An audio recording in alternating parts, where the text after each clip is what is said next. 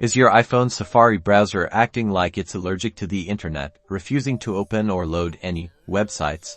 Let's fix that right now. First, let's try the quickest fix. Open the Settings app, scroll down and tap on Safari. Then, scroll down again and tap Clear History and Website Data. Tap Clear History and Data to confirm this clears out old cache files that might be causing conflicts. Next, hold down the Control Center and toggle Airplane Mode on.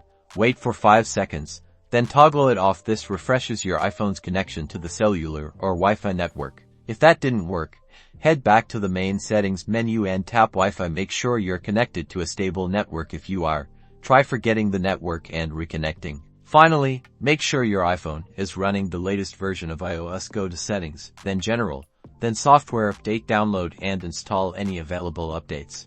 And that's it. These simple steps will usually get Safari back on track and browsing the web like a champ. If you're still having trouble, consider restarting your iPhone. Let me know in the comments below if this helped. And don't forget to subscribe for more iPhone tips and tricks.